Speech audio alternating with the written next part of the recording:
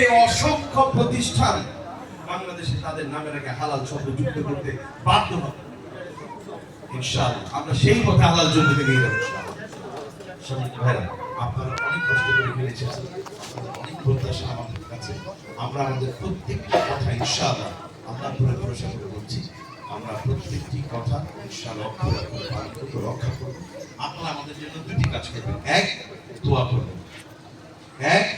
করবেন, আর দুই আপনাদের ইনস্টলমেন্টের টাকাটা আপনারা আমাদের বলার আগে দিয়ে দিন ইনশাআল্লাহ।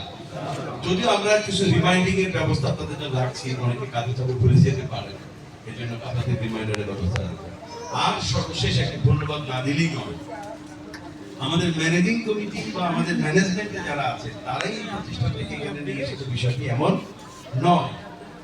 আমাদের এই ম্যানেজমেন্টের সঙ্গে সব থেকে বেশি যারা কাজ করছে